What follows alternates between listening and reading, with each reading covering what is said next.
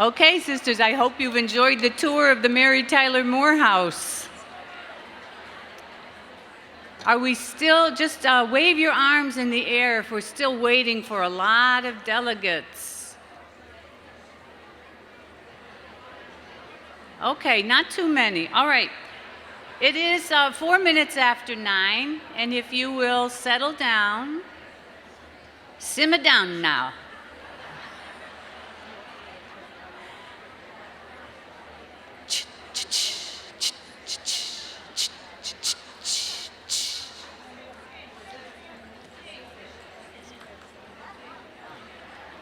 All right, good morning, sisters.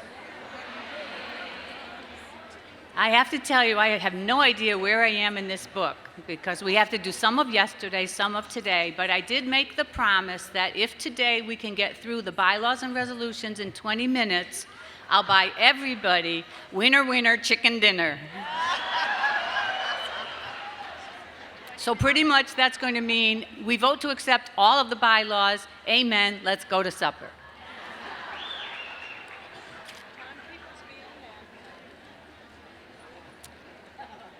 Well, I hope you all enjoyed the evening of entertainment, those who attended last night. Our stars of the show, Alpha, whoops, where is she? Alpha and Delta, appreciated your kind remarks to them.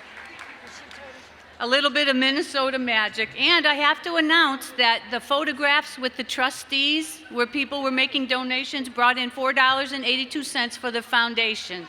So we're extremely grateful for your generosity. Our inspiration this morning will be given by Judy Barnhill of Tennessee, and Judy is the regional chaplain for the Southeast region. Good morning, Judy. Thank you. Good morning. My word is opportunity, and if you catch Sue at a moment, you might want to ask her what she sent me in an email, because it was about an opportunity I missed. Wait. All right, I'm sorry. Here's what happened. She sent me her inspiration to preview, and I read it. I don't want to, it's all right if I say it, right? Yeah. Okay, all right, because she said she missed an opportunity she meant to sing with Lawrence Welk, but she left off the G.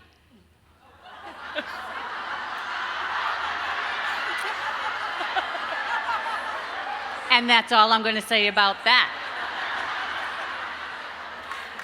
Thank you, technology. The G is on the script, it's on the other line. Good morning. Have you ever missed an opportunity? Have y'all ever missed an opportunity? Now, let's be honest. I imagine you all have, we all have. In fact, I once missed an opportunity to sing with Lawrence Welk at the Mid-South Fair in Memphis, Tennessee. Now, I know that some of you don't even know who Lawrence Welk is. However, I digress. Let's take a bit of a different approach to opportunity. We often think of opportunity as something for personal benefit or gain. The opportunity I would like you to consider today is the opportunity to help and serve others. Sometimes we have to really search to find ways that we can make a difference for someone else, but it can be done. Just think, we have a wonderful opportunity here in Minneapolis this week to serve our homeless and hungry as part of our altruistic endeavor. Thomas Edison once said, the reason a lot of people don't recognize opportunity is because it usually goes around wearing overalls looking like hard work. Finding opportunities to make a difference for others is hard work, but the rewards are immeasurable. I encourage you to put on your overalls and get ready to work. Alpha Delta Kappa sisters excel at helping others, and our organization gives us many opportunities to do just that. St. Paul gave us a few ideas about opportunities too. This is the gospel according to Judy. To paraphrase, he said something like this: okay, don't give up or get tired of doing good things, because at just the right time, you too will gain something good. Just don't quit. And by the way, even though I missed an opportunity to sing with Lawrence Welk, I danced with him, and I was Cinderella for a few minutes. You see, the opportunity I hoped for didn't materialize, but another opportunity found its way to me. Don't forget, put on your overalls and use every opportunity to help and serve others. Thank you.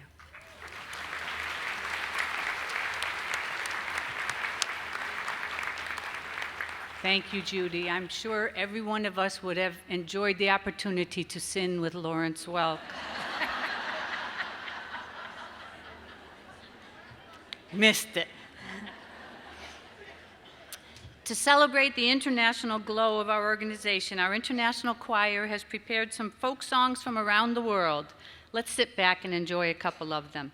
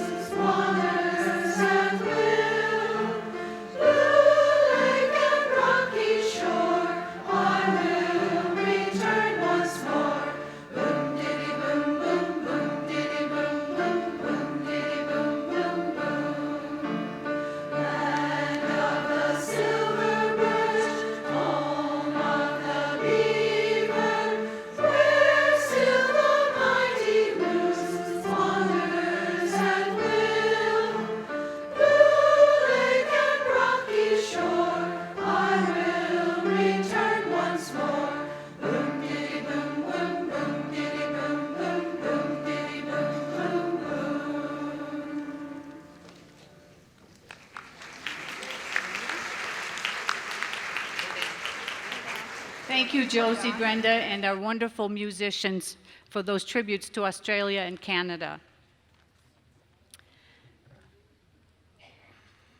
I need to explain a hole in the table here. Sherry Sublett took a wrong step going down the stage yesterday and fractured something I never heard of, a tibia plateau or plateau tibia, I don't know. Anyway, she was admitted to the hospital last night. She has physical therapy and OT this morning, and she'll be back. So, we'll help her whatever way we can when she returns. At this time, I would like to welcome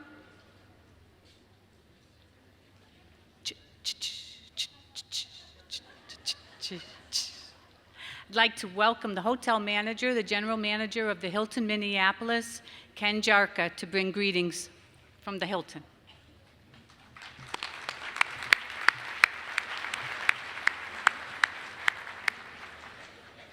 Thank you, Susan, for that introduction. Marvelous introduction. Marvelous. So, Kappa, Alpha Delta, Ladies. Alpha Just Delta say Kappa. Good morning and welcome to Minneapolis. I'm Ken Jarka, the general manager here at the Hilton Minneapolis. And on behalf of the 450 employees, we are thrilled you are with us over the next few days, and we truly appreciate you selecting the Hilton Minneapolis for your conference. I know that some of you had a better experience than others during check-in, so I apologize for that, truly. I do hope now that everyone is checked in and is settled. You are enjoying the hotel and all the different offerings we have in food and beverage. But more importantly, I hope that you're taking this opportunity to network and engage with one another, because I know you only get together every other year with each other. My team has been letting me know how great this group has been, and they are truly enjoying you and all the stories that you're sharing with them.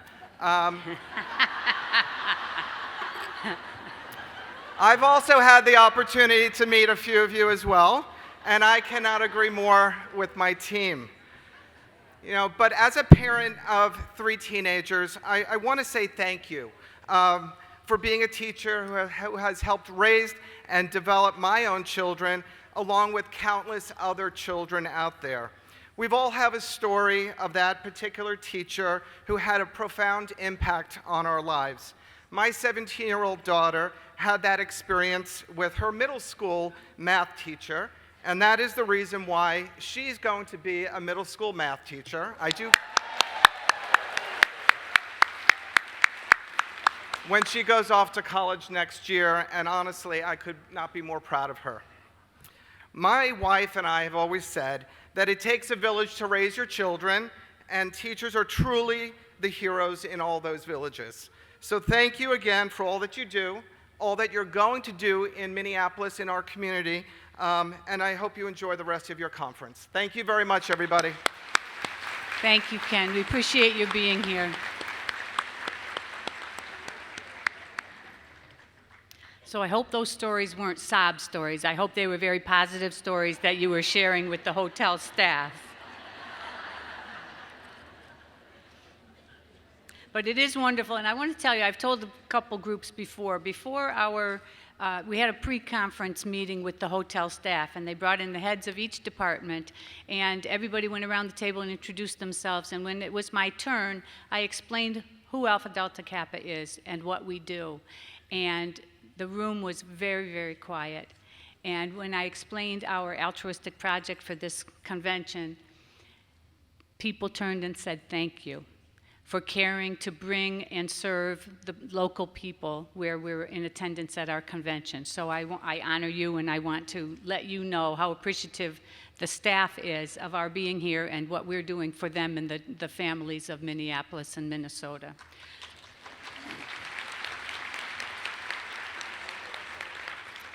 Now, we have some unfinished business from yesterday, and I'm going to ask Anne Marie Brown to come to the microphone to make some announcements, I guess. Thank you.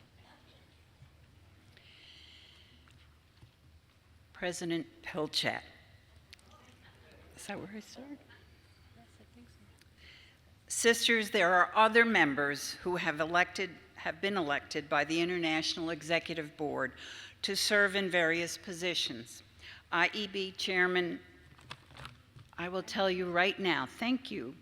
All right, in May 2018, the International Executive Board elected 2 members to serve as 4-year members of the Executive Board for the upcoming biennium. Their pictures and qualifications were printed in the April 2019 Kappa.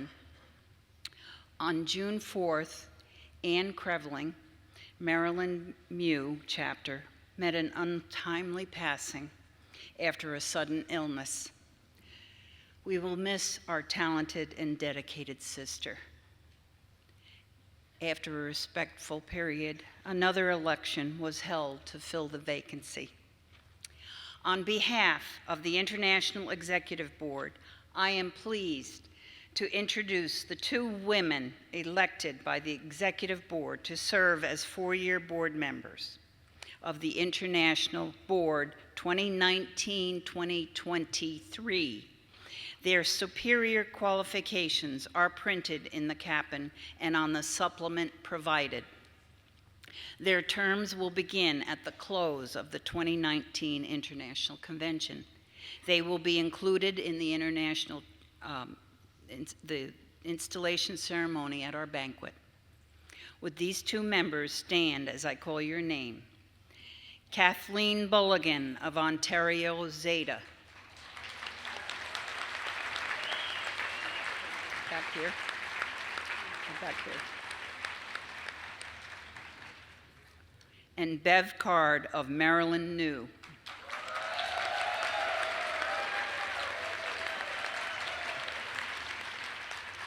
Congratulations, sisters.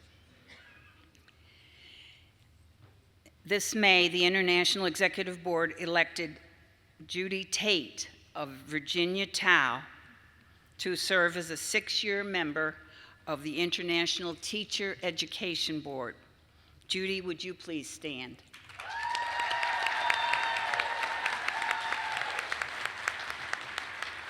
Her service will begin immediately following this convention. Collections. We're still taking collections for the foundation. And all other altruistic projects.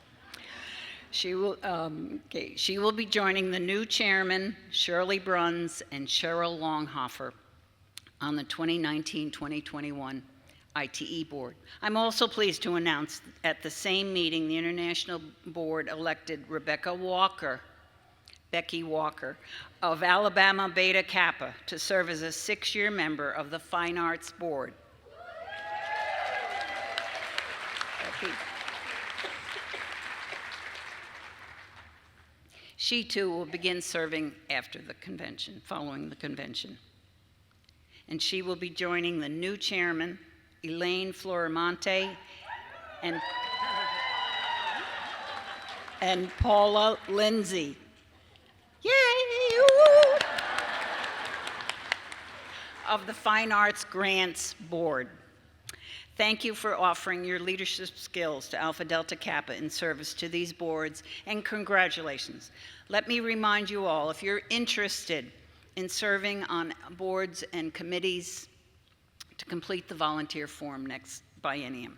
At this point, as a point of personal privilege, I would also like to thank my page, Helen Valier of Arizona Theta chapter. Helen, if you're right there. Thank you, Helen. Thank you, Anne Marie, and I just want to let you know I just got a text from my page asking if I plan to acknowledge her anytime in this convention.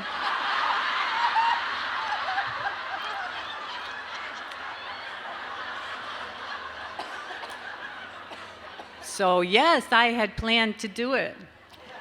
Jean Kellogg, thank you very much for waiting on me hand and foot. I know I can be a challenge at times, but Jean puts up with me and always has. Okay, now I think we might be back to prizes. Okay, yeah. Hey, we're on today.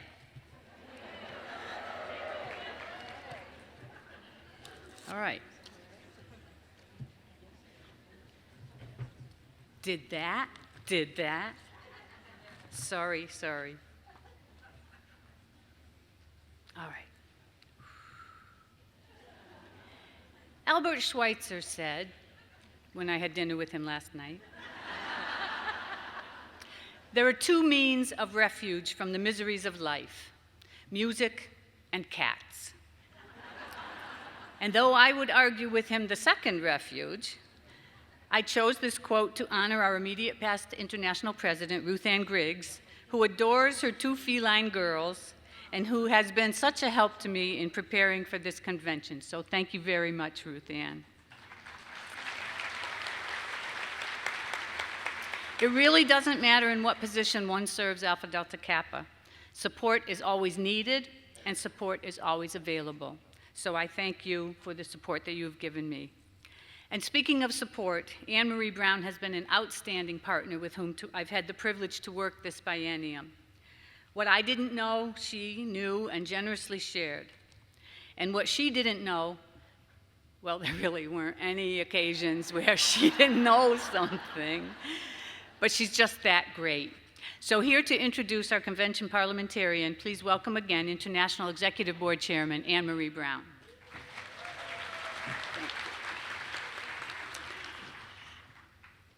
Ginny Altman is a professional registered parliamentarian who has been appointed to serve Alpha Delta Kappa International Convention this time here in Minneapolis.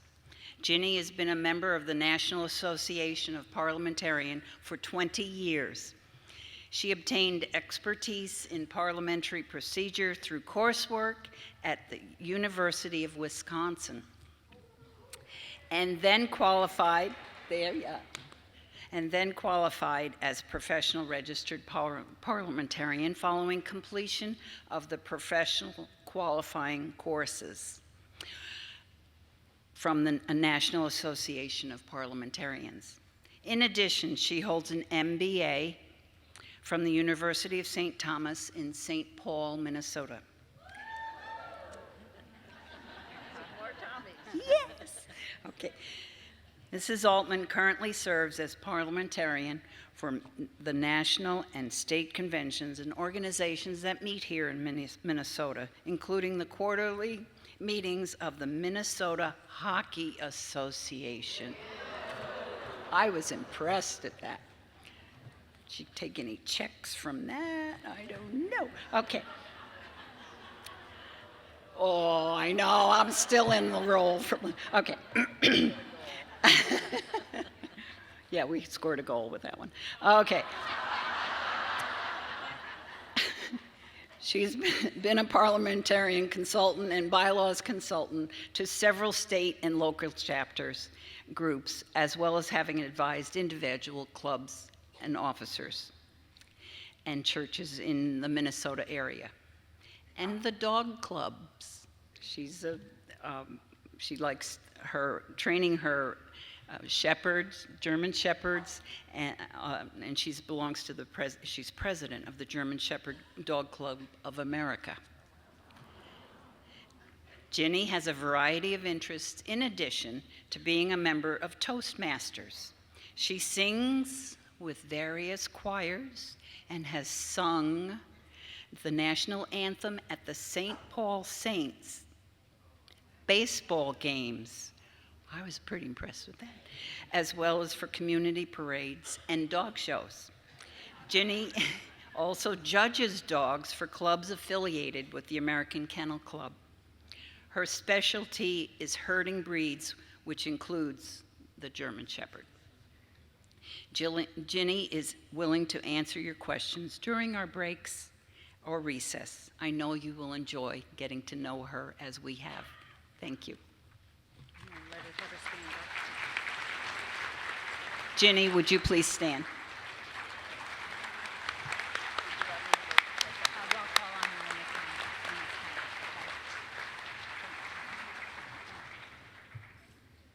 Thank you, Anne Marie. We look forward to smooth sailing with our bylaws and resolutions with Ginny's help. This is the one day I have rued since I was elected president-elect, but I know it's going to be fine. Now for our second Credentials Committee report, we call on Liz Scott. Please remember there's no one inside this room who can adjust your numbers, So listen for instructions on what to do if your numbers don't match with the committee's delegate count. Liz?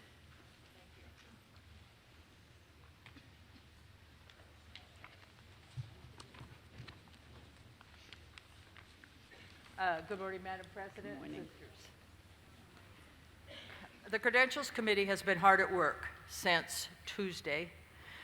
The second credentials report is the actual number of delegates, and I say that very hesitantly, of delegates from each SPN who have turned in credentials card, and the Credentials Committee at the registration table. If there are any discrepancies at this point, I hope not. I think I've solved most of them already. There might be one in the works right now as we speak. You will go outside and speak with Lisa and Shauna back at the table. You can find a copy of this report on page 16. So those of you that want to put down the numbers, that would be turn to that page at this time. Gulf region, Alabama, 30. Florida, 47. Georgia, 64. Jamaica, 0. Louisiana, 16. Mississippi, 14. Puerto Rico, 2 for 174. And if somebody wants to check my math, they may.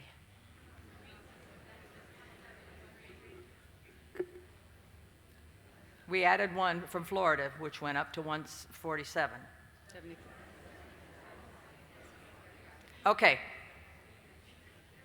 If I have added it wrong, one person stand up. Okay. Yes.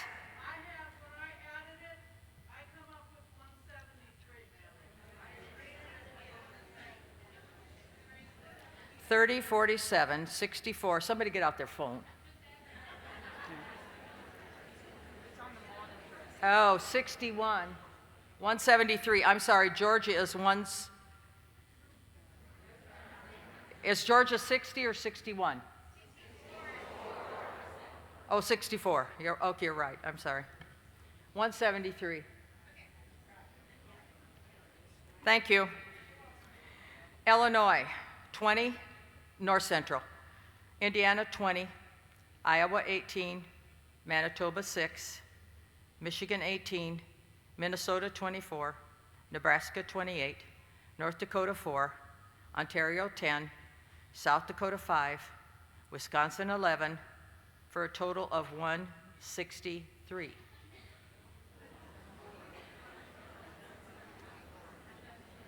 Ladies? 164 up there, okay. We'll Liz, go with. It says 164 on the slide, All right, thank you. but does that match your numbers? Please? Yeah. Oh, there are 80 people here with a calculator. There are more than 80, and I didn't bring mine up. I will tell you that having people register this morning that are delegates after all the numbers have been done, and plus all the changes, is an awesome task. See my smile? We appreciate it, Liz. We appreciate all that the Credentials Committee has done and continues to do for us. 164 is correct.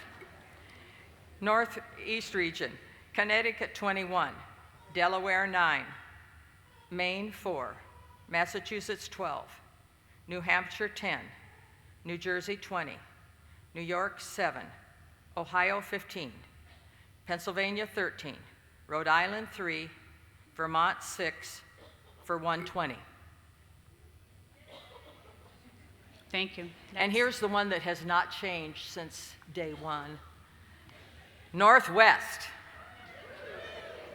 Alaska 6, Idaho 4, Montana 8, Oregon 6, Washington 11, Wyoming 5, for a total of 40. Thank you, Northwest Region. South Central, Arkansas 9, Kansas 14, Mexico 1, Missouri 13, Oklahoma 8, Texas 49, for a total of 94. Kentucky, 24, Maryland, 25, and North Carolina. We were still debating whether you were 30 or 31. 30. Pardon? 30. Okay. South Carolina, 17, Tennessee, 37, Virginia, 57, West Virginia, 15, and then that would be 205. So that also was a correct one, except we put North Carolina up to 31. Now it's back to 30 where it was originally. Okay. Southwest, 25 for Arizona, California, 33. Welcome to the 2 people who got here late last night. Colorado, 19. Hawaii, 27. Nevada, 12. New Mexico, 10. Queensland, 1. Utah, 3. And Victoria, 0, for a total of 130. I believe the committee has resolved all the issues, correct? Okay, then I can dispense with the next one about telling you to go out back. Okay. Liz, can we have a total delegate count? Oh, well, I have 924, but I was off by So -1. -1, so it'll be 923 or 922. Oh, the screen says 927. 927? 926 because we changed one, right?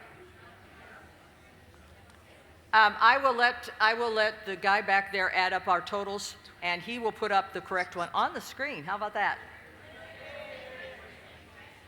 It should end with a 6 anyway, because all the ones columns add up to a number that ends with a 6. 926.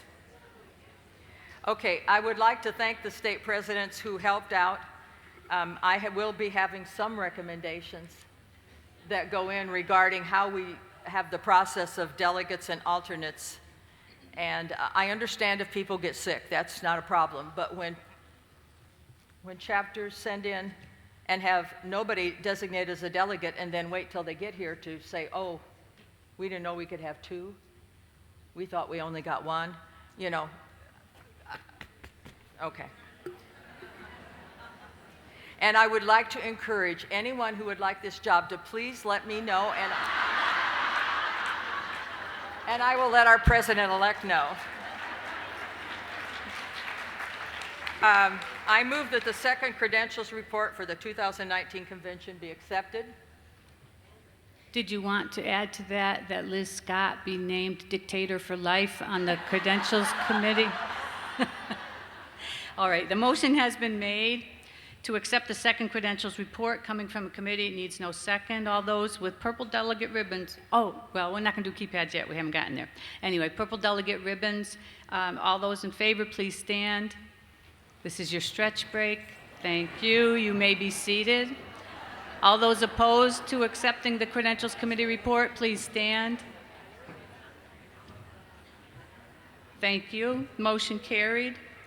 Our final delegate count is 926. Thank you very much, Liz, and to your committee. I have never been to a convention where the resolution to number discrepancies has been resolved so smoothly. So I want to thank everyone.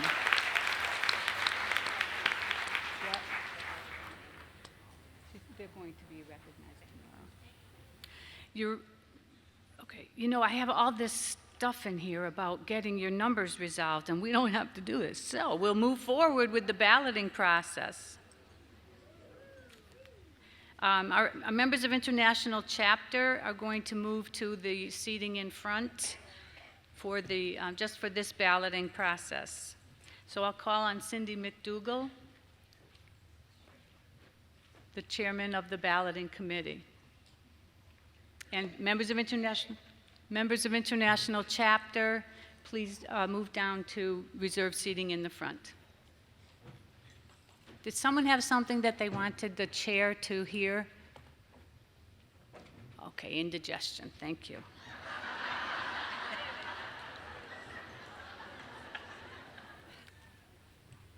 Okay, Cindy McDougal is the chairman of the balloting committee. Cindy?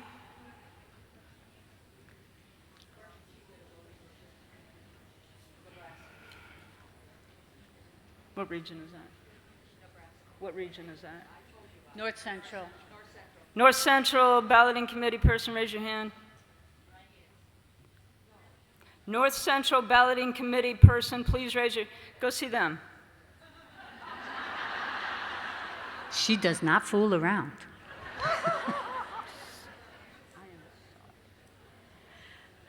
Okay.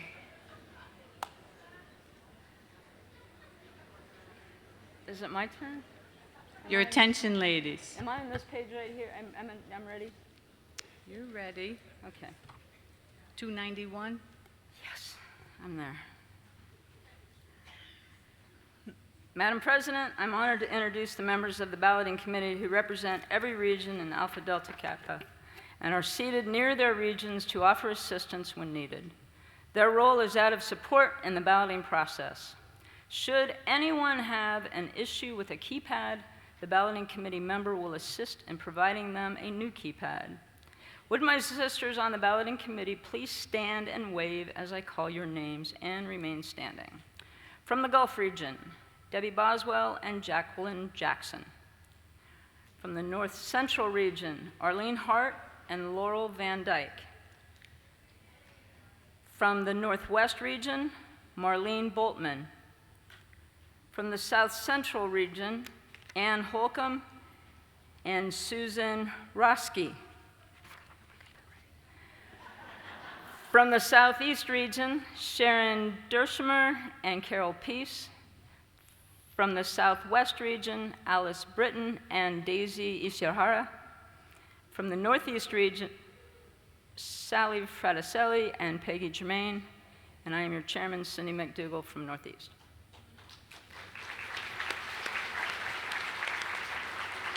Cindy, excuse me, did you make a substitution for one member? Yes. I'm sorry, oh man, where was she from? From Texas, I forget what region you are.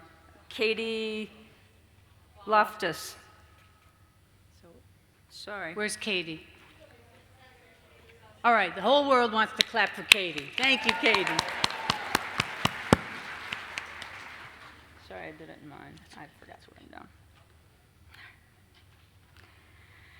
All right, you should have an image up on the screen right now. Turn off your cell phones. Silence your cell phones. Don't look at your cell phones. It's okay. Everybody who needs to contact you and are important are sitting next to you. That's true. That's it. Just like at school. All right. Sisters, please turn off your personal electronic devices. I know some of you have brought your election information on iPads or tablets, so you'll have to keep those operational, but please turn off all phones so that we have any issues in voting. It won't be your device that is causing the problem. You don't want your device to be the one that jams the reception of those voting pads.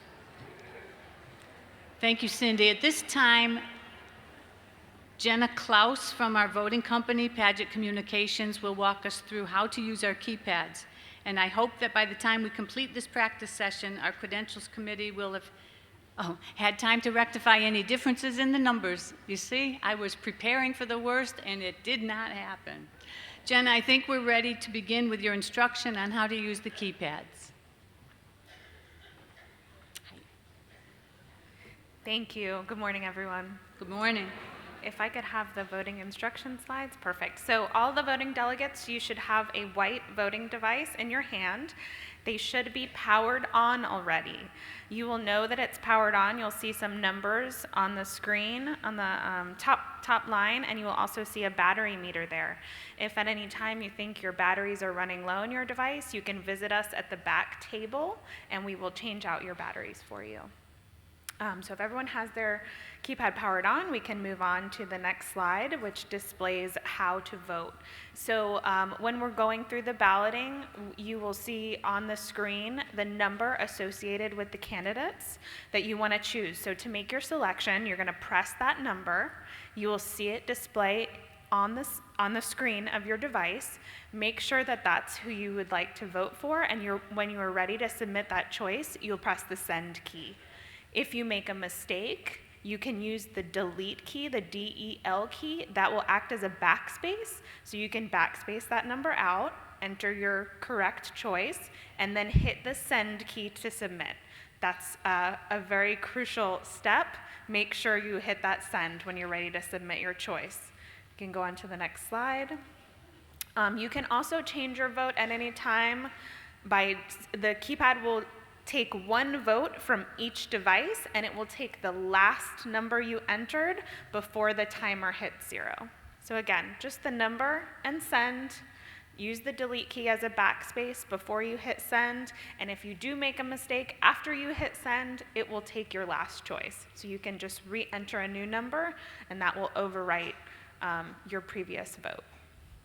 And that's about as simple as the keypads are to use. We will go through a few practice questions, and then I'm happy to, after we do that, I'm happy to answer any questions anyone has. And if you are having a problem with your device, I'll just ask you to raise your hand, raise your device in the air so we can come over and help you. You have a question over here? Okay, I'll send someone to replace that for you. Okay. Thank you. Thank you, Jenna. And as Jenna said, if your battery is low, they're happy to change it out for you, but you need to maybe work through your regional person. We don't want 100 people running to the back table to get a new battery, so please use your regional balloting committee member to get that changed for you.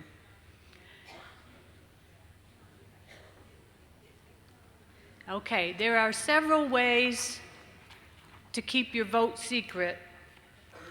One is to not yell out your choice. That's rather obvious. Another is to change your vote many, many times if you think somebody's looking, and then just the final one will count.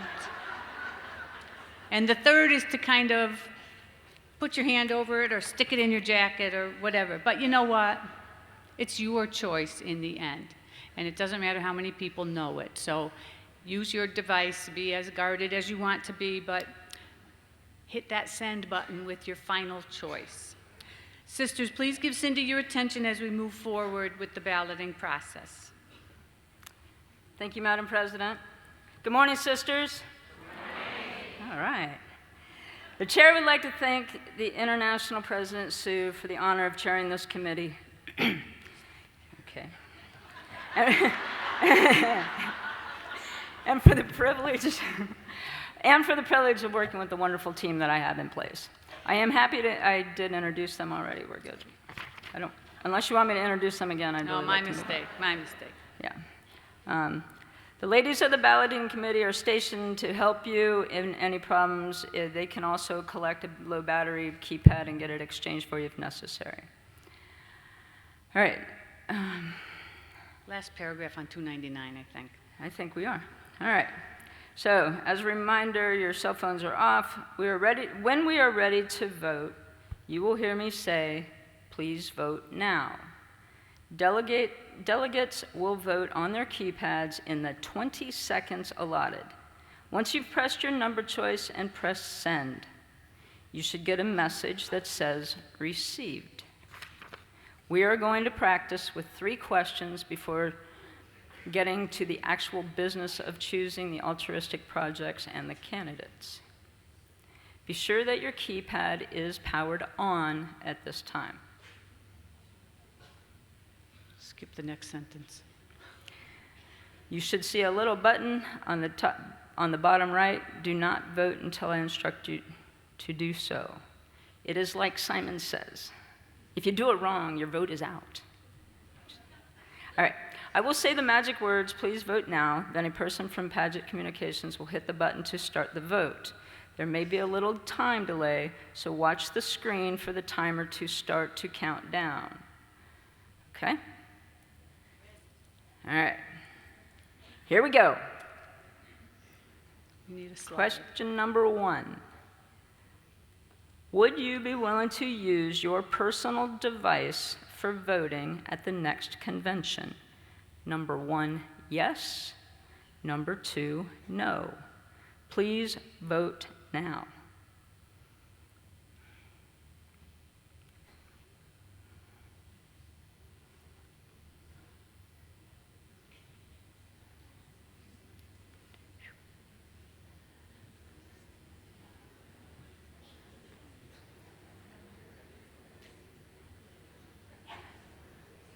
Stop voting.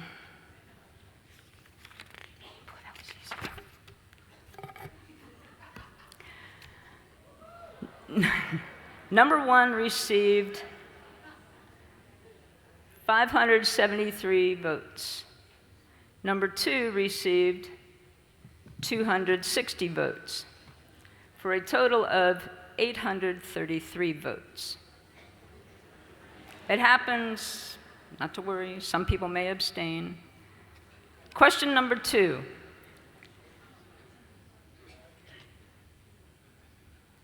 How many new members have you ever sponsored for membership in Alpha Delta Kappa? Number 1, 0. Number 2, 1 to 2. Number 3, 3 or more. Please vote now.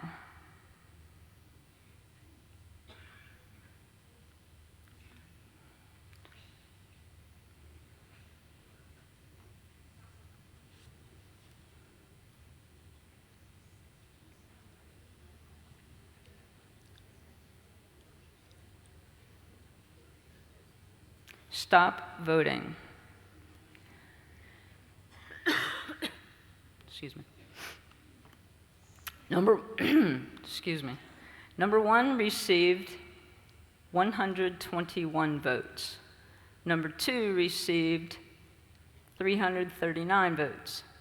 Number 3 received 400 votes, for a total of 860 votes. Okay, one more practice question. Question number 3. Should we make purple the 3rd official color of Alpha Delta Kappa?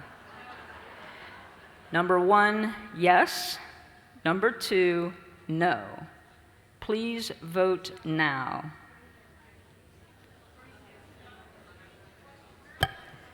You can still vote even though the slide's not there. 1 yes, 2 no. Shall we make purple the official color and official color? Oh, are we timing this? Supposed to be. Okay, just stop. We're going to do this one over. Just stop. Just stop it, I said. Okay, so 1, we need a slide on the screen. I think the question was different back there than the one I have in my book. Okay, the question might have been different. Can we get it replaced? Can we get the question you have up on there? That'd be great. I can read from the screen. I was waving to myself. Oh. Okay. All right. Shh. Psst. Psst. Psst. Where will the 2021 International Convention be held? Number 1, Austin, Texas. Number 2, San Diego, California. Or number 3, Rome, Italy. Please vote now.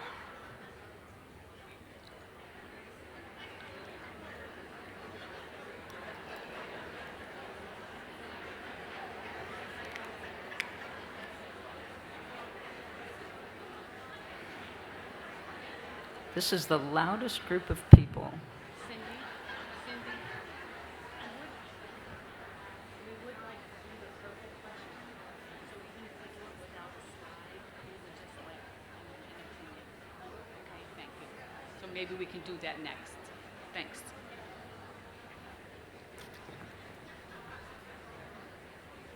Stop voting.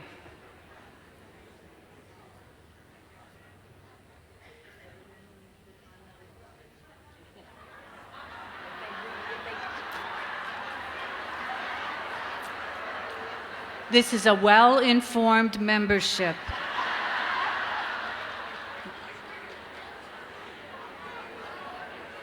And look, we got 900 people voting on it. Look, we're going to Rome. I have to confess, I'm going to Rome. All right, as you can see, well, you could, but we can't anymore, so that's all right.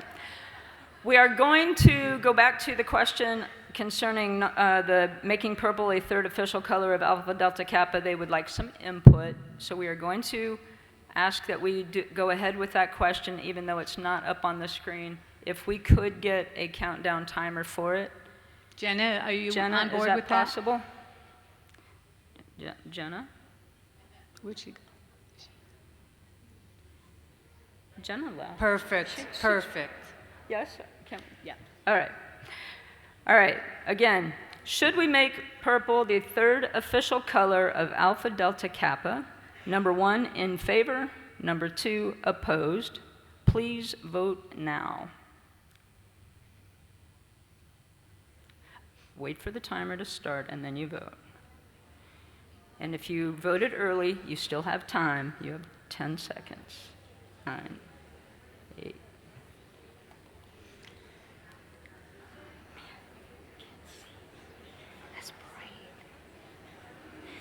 Stop voting.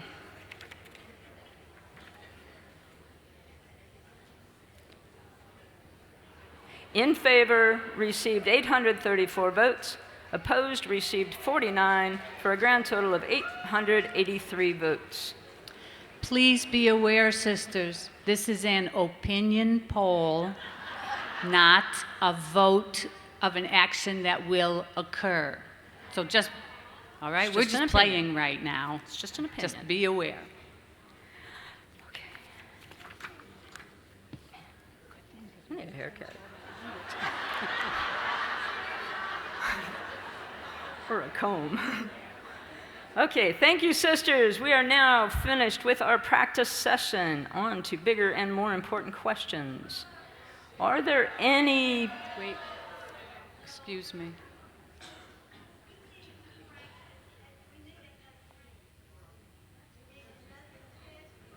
Thank you. Jenna? Are you not getting a received message? Correct. Okay. Jenna, did you hear that? They're not getting the message on their keypads that the number has been received.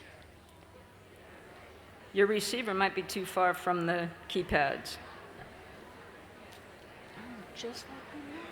I learned a new Robert's Rules parliamentary procedure term today, and it's called stand at ease. So I'm going to say stand at ease, which means you may talk amongst yourselves while we get this issue resolved. Do not leave the room. And never take those keypads out of the room, ever. Do They not remain leave here. the room. She said at ease. Sisters, we appreciate your cooperation as we work out the quirks of this large room, this many people, and these little keypads. We think that we have the problem resolved. Cindy, do you want to explain? Yes. So the receiving unit, which is in the back of the room, needs a little more time to get all these votes. So 20 seconds is not quite long enough. We are going to extend the time to 40 seconds. That way, your vote will get received. Remember, you cannot send your vote in if that timer hasn't started counting down. But you can change your vote as many times as you want until I say stop voting. Okay? Now, if you vote early and you have all that extra time, turn and give a back rub to the person next to you. With the number of things we're voting on today, times 20 seconds, you'll probably get 3 or 4 hours of back rub time in. All right, Cindy, go ahead. Okay. Are we going to do a test with that 40 seconds? We're going to do a test with that 40 seconds, make sure everybody is on it. Jenna, do you have another question back there that we didn't, that wasn't used? Make one up. Okay. It is time to give the balloting chairperson a raise. All in, number 1 in favor, number 2 opposed. Please vote now.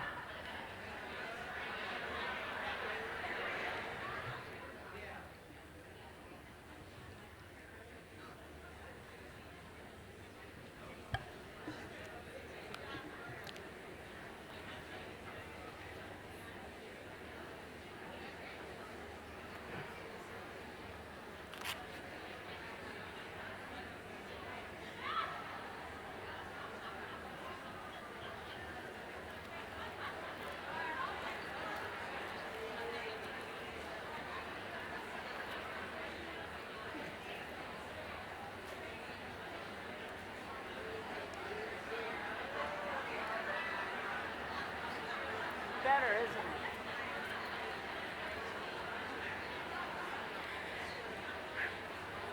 it? Stop voting.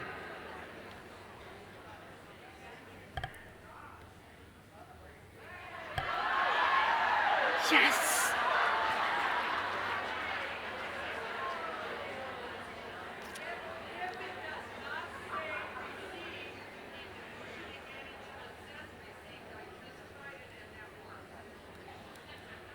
$794 in favor, 115 opposed. The motion carries. The balloting chairman will have double the salary next year that she received this year.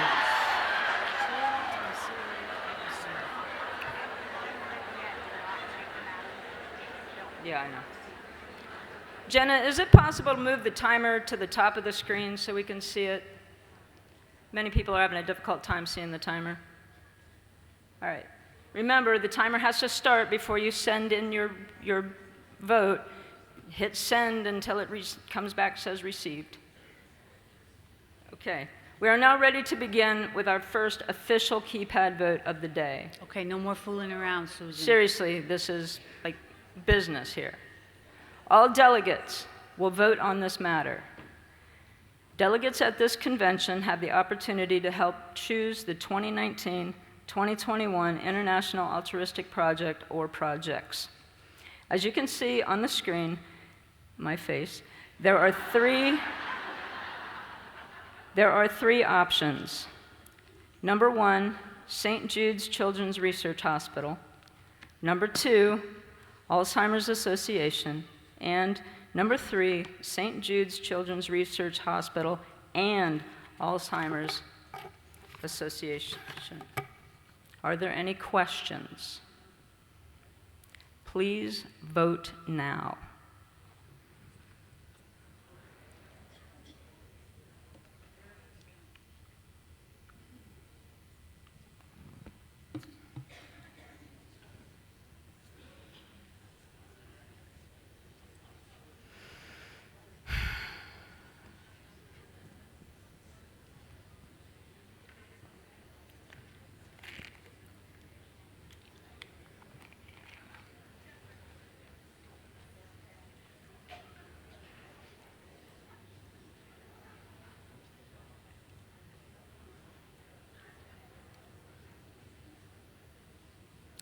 Stop voting.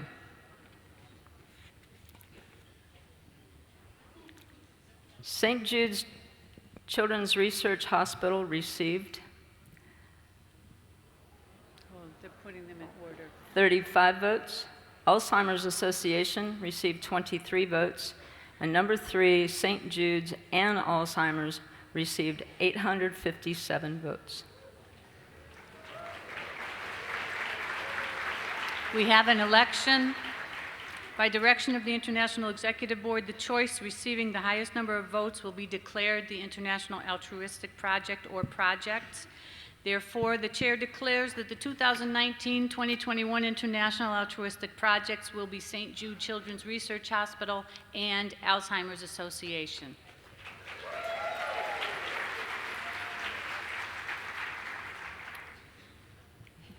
For the next part of the voting, you may want to have your April cap-in handy and open to the candidates' information pages 17 through 24.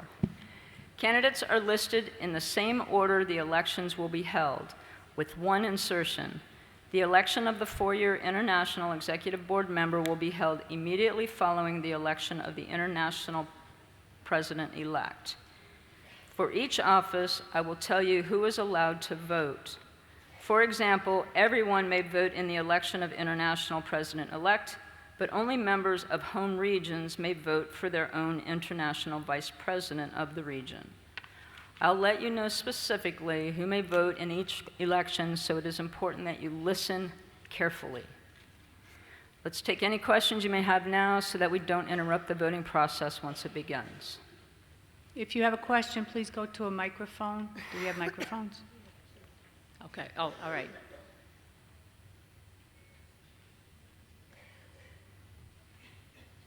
Cindy, you may proceed. Sisters, please remember. Oh, sorry, question. Madam President, Wyvon Herbstreit, Illinois Alpha Theta. I'm a little concerned about the count. We are supposed to have 927 delegates here, and at that count, it was only 915. And yes, it does not matter on Alzheimer's or St. Jude's, but when we come to candidates where there are 3 people that are running or 2 people that are running, that variance in votes, what might make a difference? And I'm very concerned about this. Thank you for your question. Please hold. Madam President. Okay. In this day of technology, if we had done it by paper, there would be human error. In technology, we have electronic variances. Some people are at the bathroom. Some people are not pushing their buttons correctly. We're going to assume that we have approximately the right number of votes. And if it comes to a very tight election and there's a challenge, then we will pursue more time with that particular region and the voting keypads. Is that all right? I forgot where this is. Okay. All right. Thank you. Thank you. Right. And some people are choosing not to vote. Yes. What do we? Oh, go ahead. Madam President, Member Priestley, Georgia, Alpha Gamma. My concern is I voted as soon as the block went up to vote. I never got a received signal. Okay, so if you have a question with your keypad, you need to talk to your keypad person, the balloting committee person, and we'll swap out that keypad and get you one that we hope will work for you, Melba, okay? Thank you. Peggy? Right, and Peggy pointed out that you can try it again, just keep trying, and if you don't get that received message, there might be something wrong with your keypad and we might have to trade it out for you. But thank you for bringing that up. Yes. Madam President, as cute as y'all are, can we please have the question up rather than your face? What's wrong with my face? I like your face. Neither, y'all are very cute. We just want the questions up or the list. No, I understand. I would prefer that too. Okay. So when we have the question, please put the question on the screen and leave it on the screen until we are finished with that vote. Okay. Any other question? Another question? Yes. Yes, Madam President, Shelley Henley, New Jersey. I'm sorry. I'm not being fresh here, but the lights are blinding, and I don't see if anybody's out there. So it's a surprise when I go like this, and oh, there you are. Cindy has sunglasses from yesterday, just saying. But I just recommend or suggest that you do everyone vote yes vote to get as close of a count as possible. We've just had 4 practice questions, and we had variance in those 4 questions. So even among all the machines that obviously were working, not everybody was voting in the same way. So you need to be pressing those buttons until they say received, and make like a Chicago election. Vote early and vote often. Just get her done.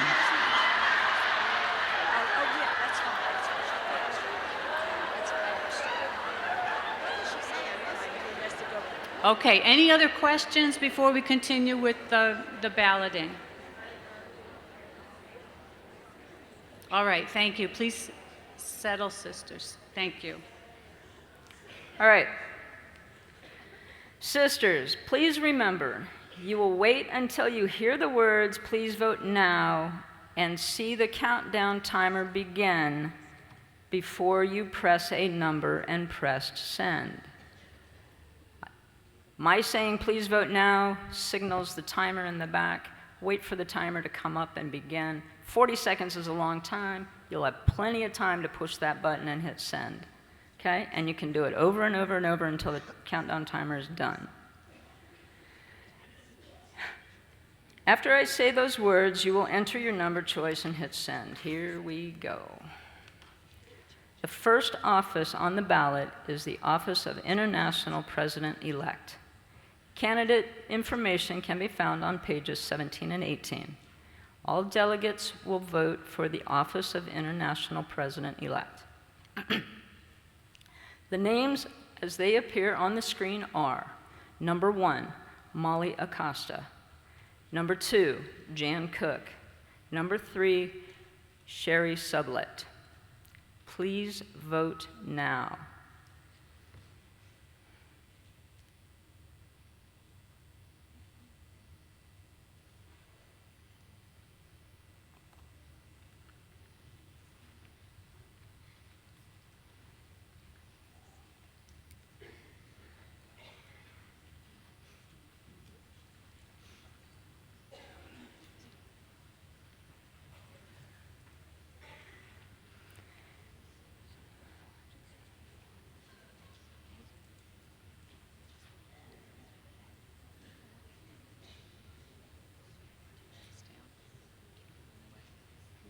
Stop voting. Your attention, please. Total votes cast 923. Needed to elect 463.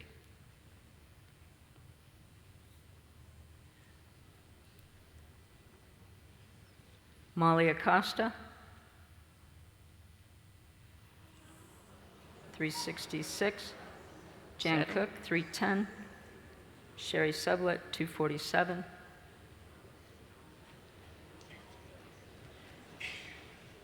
There has not been an election. We'll now vote on the 2 candidates receiving the highest number of votes. That would be candidate number 1, Molly Acosta, and candidate number 2, Jan Cook.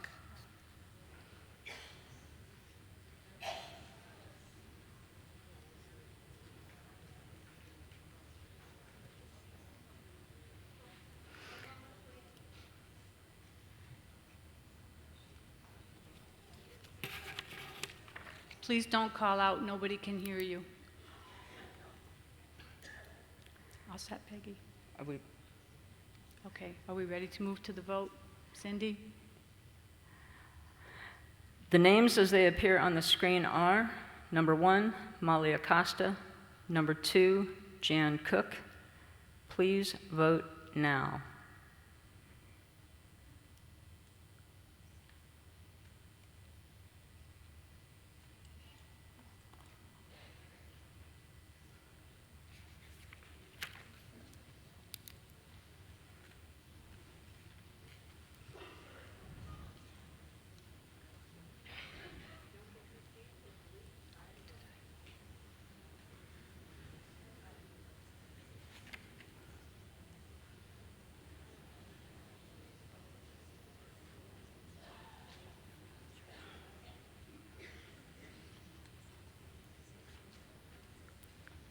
Stop voting.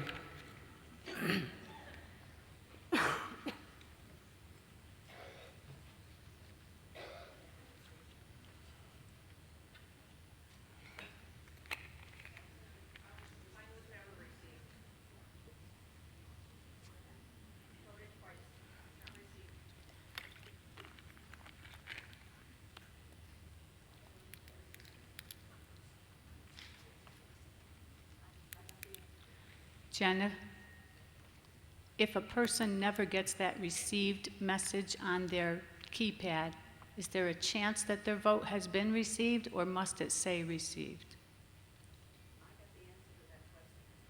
Oh, what is the answer?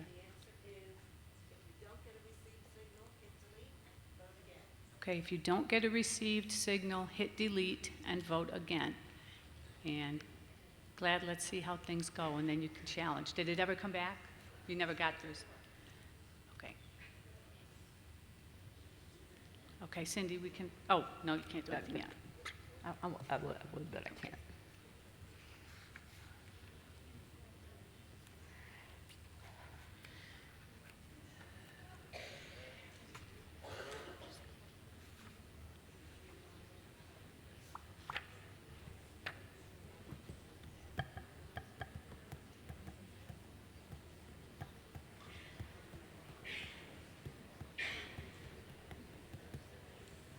Total votes cast, 922. Needed to elect, 462.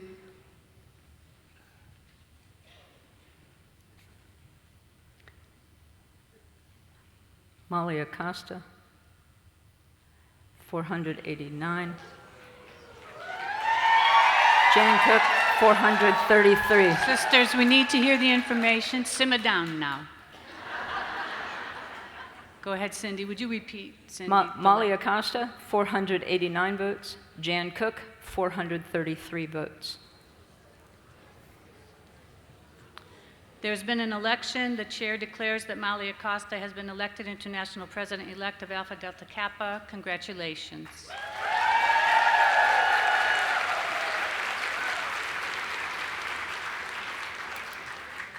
The next office is the office of four-year International Executive Board member. Candidate information was distributed at the credentials table as you entered the hall today. All delegates will vote for the office of four-year International Executive Board member. The names as they appear on the screen are number 1, Edwina Aaron; number 2, Charlene Loria; number 3, Brenda Smith. Please vote now. Total votes cast, 911. Needed to elect, 456. Edwina Aaron, 393. Okay, I'm we'll sorry, correct I apologize. it. My- We'll start again. We'll start again. Thank Number you, 1, sisters. Edwina Aaron, 248. Charlene Loria, 393. Brenda Smith, 270. There has not been an election. We'll now vote on the 2 candidates receiving the highest number of votes. That would be, well, I lost the screen, so I've forgotten the order. That would be Charlene Loria and Brenda Smith. Oh, I apologize. What did I do wrong? Should be Am I right? Oh, yeah. Charlene Thank and you. Brenda Yes. Smith. I just had the order. I don't know what the order was because it's not there anymore. Okay.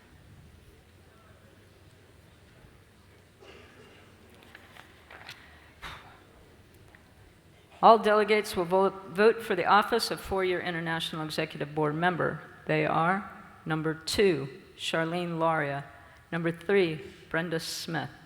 Please vote now.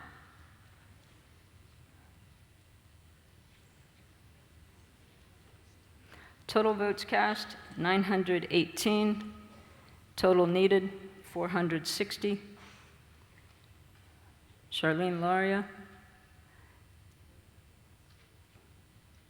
551. Brenda Smith, 367. Ladies, I want to remind you that until I say it, it's not true.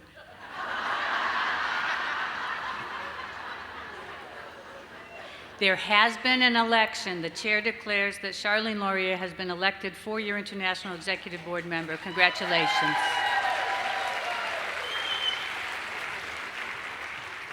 Please, when we get to this point where those numbers are being announced, if it's just an announcement, just hold your enthusiasm. Thanks. The next office is the office of two-year International Executive Board member. Candidate information is found on page 18 of the Kappa. All delegates will vote for this office of two-year International Executive Board member. The name as it appears on the screen is number 1, Sue Wade. You still need to vote. Please vote now.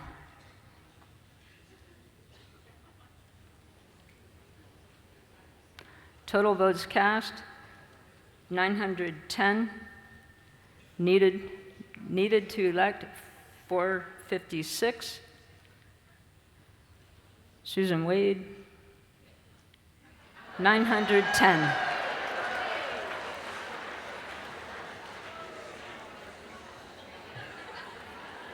Not yet. They just don't listen. There has been an election. The chair declares that Susan Wade has been elected two-year International Executive Board member. Congratulations. There you go.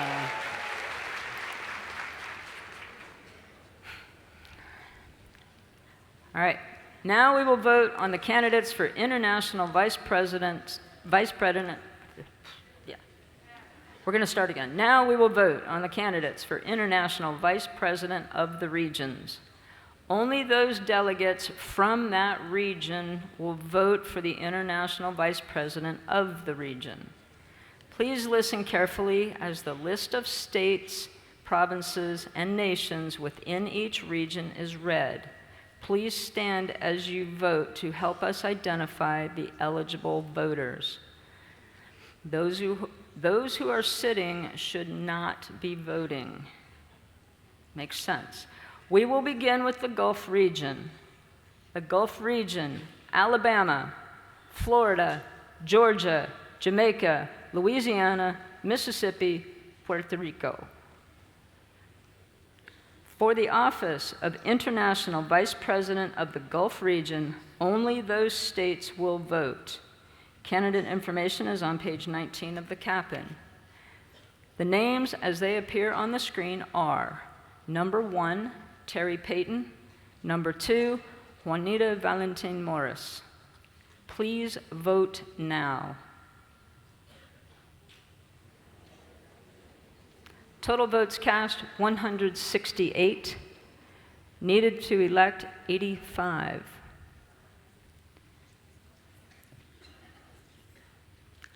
Terry Payton, 106. Juanita Valentin de Morris, 62. There has been an election.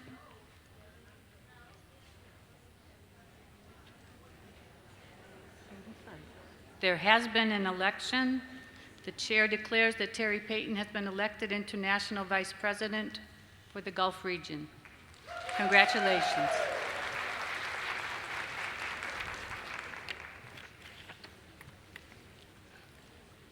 For the office of International Vice President, North Central Region, only the following states and provinces may vote: Illinois, Indiana, Iowa, Manitoba, Michigan, Minnesota, Nebraska, North Dakota, Ontario, South Dakota, and Wisconsin.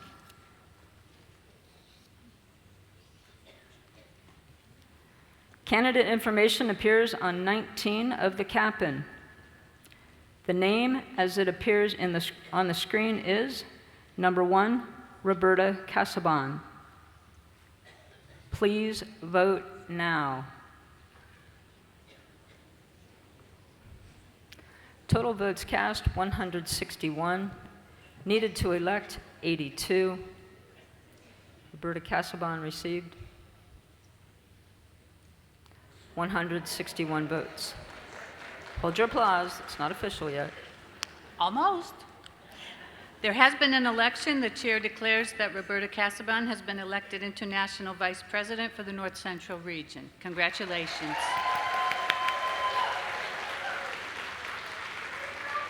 Thank you. For the office Thank you. Psst. For the office of International Vice President, Northeast Region, only the following states may vote: Connecticut, Delaware, Maine, Massachusetts, New Hampshire, New Jersey, New York, Ohio, Pennsylvania, Rhode Island, and Vermont. Candidate information appears on page 20 of the Kappa. The name as it appears on the screen is number 1, Mary I. Please vote now.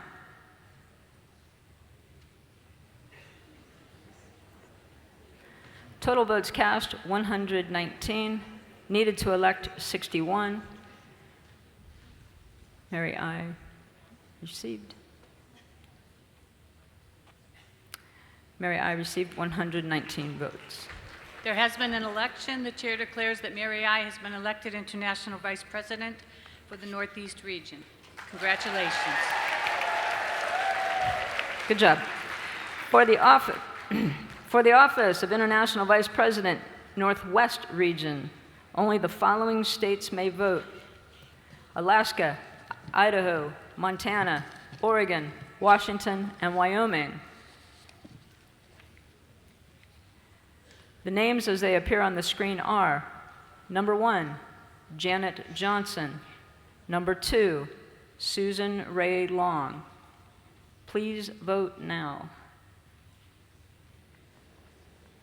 Total votes cast, 41. Needed to elect, 22.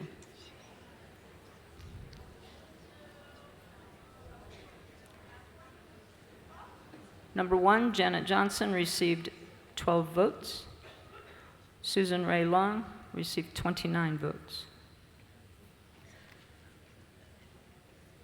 There has been an election. The chair declares that Susan Ray Long has been elected International Vice President for the Northwest region. Congratulations.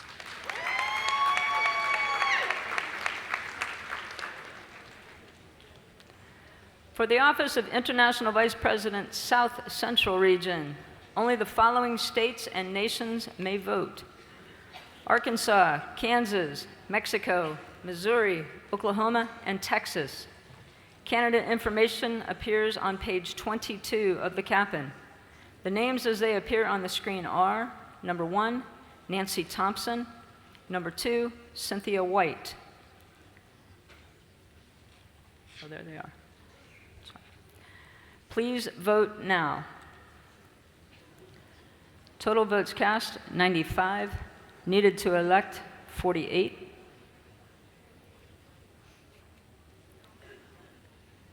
Nancy Thompson, 33. Cynthia White, 62.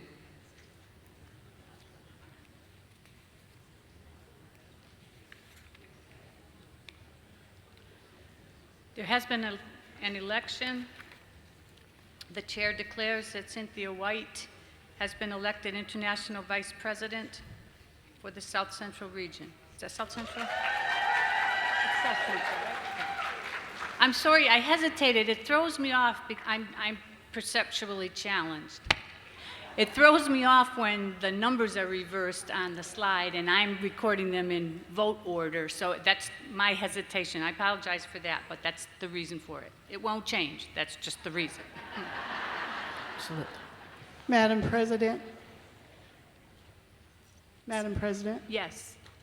Helen Foster, Alpha, Alaska. Helen, go ahead. We had 40 delegates, and it said 41 had voted. Does that invalidate the election for the Northwest by IVP? Do we need to revote? Helen, the discrepancy in the numbers was not significant enough to call for a new election. Thank you. But thank you for raising the concern.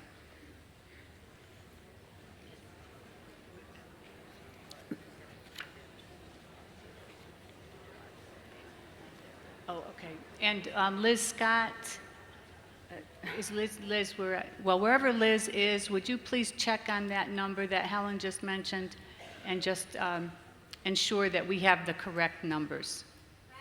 Oh.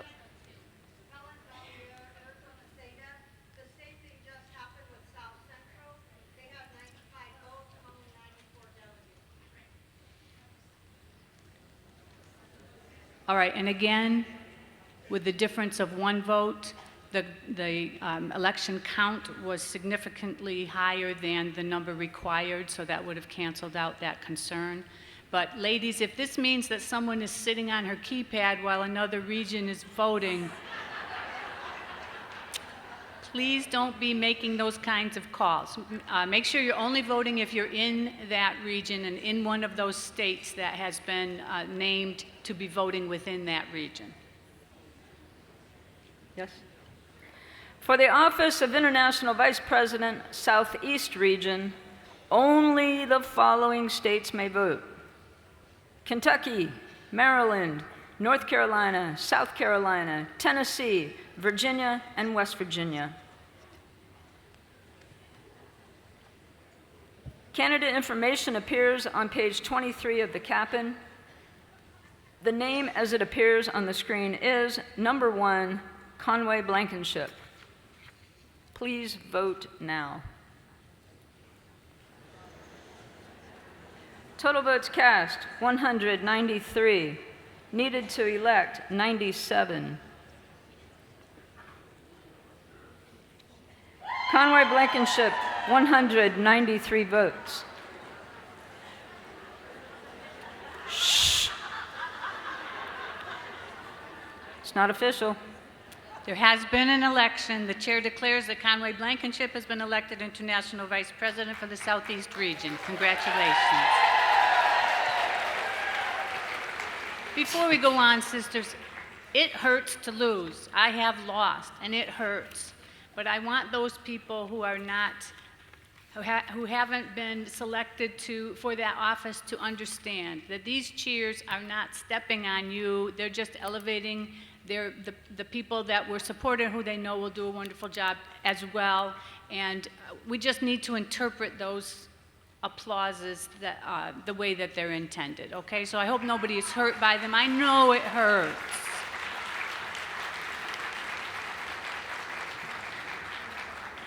Okay, continue, Cindy. For the office of International Vice President, Southwest Region, only the following states will vote: Arizona, California, Colorado, Hawaii, Nevada, New Mexico, Queensland, Utah, and Victoria. Candidate information appears on page 23 of the Kappa. The name as it appears on the screen is number 1, Kitty Nutting. Please vote now. Total votes cast, 113. Needed to elect, 57. Kitty Nutting received 113 votes. You're learning. There has been an election. The chair declares that Kitty Nutting has been elected International Vice President for the Southwest. Nope, is it Southwest Region? Yes. Yes, sorry. Congratulations, Kitty.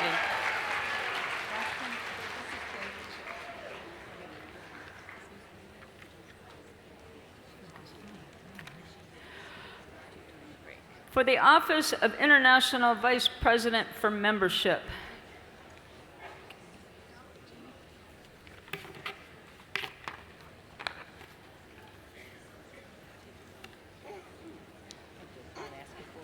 I'm guessing we all vote. We all vote on this one? Remember, internet, yeah. Yes. It doesn't have that in my script. Sorry. For the office of International Vice President for Membership, all delegates will vote. Candidate information appears on page 24 of the Kappa. The name as it appears on the screen is number 1, Betty Jo Evers. Please vote now. Total votes cast, 862. Needed to elect, 432.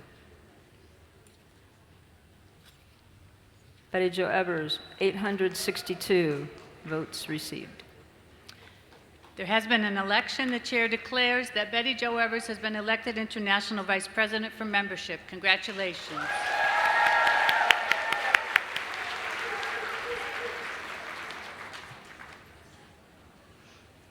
Madam President, I commend our sisters for their patience and wonderful listening skills. The balloting process is now finished. With the completion of the election of officers, the chair extends its thanks to Cindy McDougall and the members of the balloting committee. This has been such a smooth process. Thank you, thank you. Thank you. May I The make a- chair also extends its best wishes to all of our newly elected leaders. Would you please stand, newly elected leaders?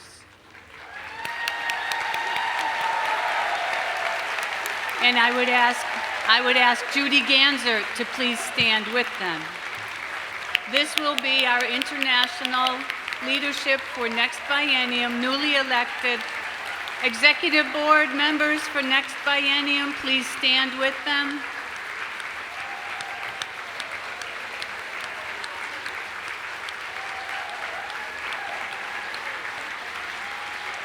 Thank you. Thank you, sisters, and congratulations to all, and thank you for the many, many hours of service you have promised to our organization. And if you didn't realize that before the vote, it's too late to go back. Madam President, Yes, Cindy. may Go I ahead. make an announcement, please? Sure. Your keypads are not to leave the room. Your keypads need to be turned into your president, rebagged, left on the president's chair.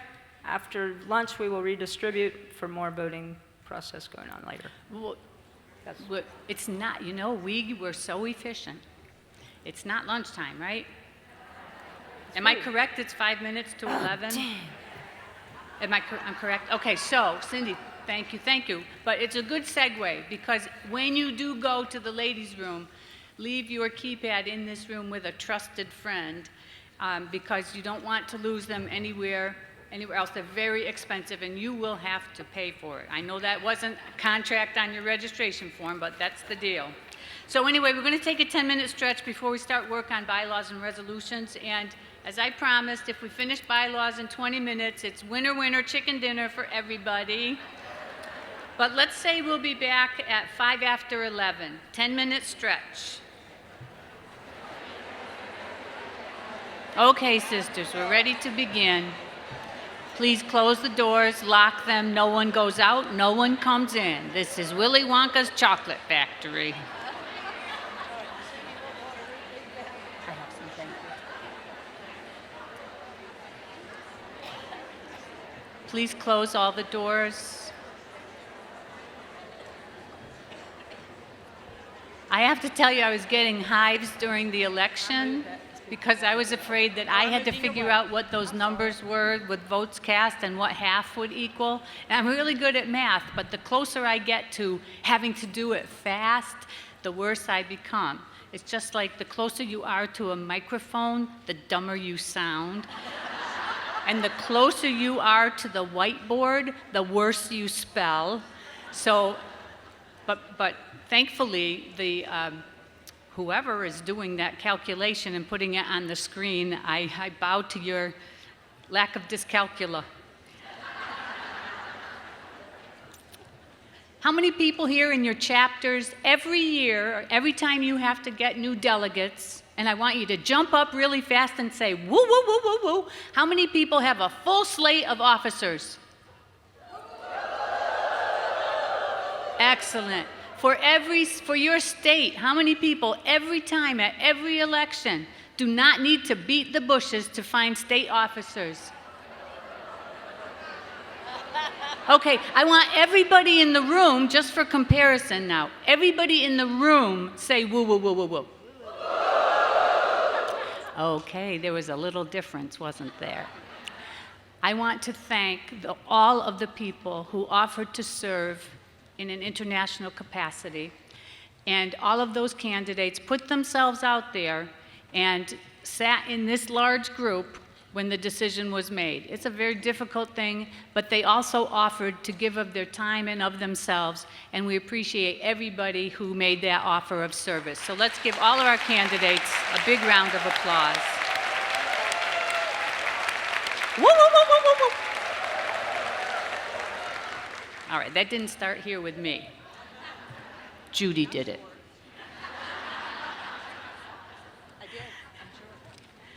Before we begin to vote on bylaws and resolutions, I'd like to introduce again our parliamentarian who's going to explain the procedure of debate and its purpose, Ginny Altman. Ginny? There we go, you got a whoop. Well, I want to say welcome to Minneapolis, and I'm certainly enjoying your sense of humor. Somehow I had an inspiration this morning to wear purple. What? Gets me on your side. So hope you've been enjoying yourself, and this is one of my favorite places to eat because I'm a frequent attendee at the Minnesota Orchestra across the street from here. So you'll enjoy your time here. And I've been asked to give you a little overview on Robert's Rules of Order. One might think it was written by an attorney, but no, it was written by a U.S. Army engineer.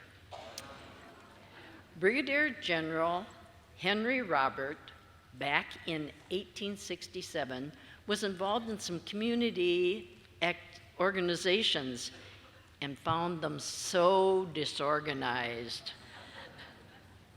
We've not ever been there, have we? So he began to do some research, and he wrote some rules about getting business done.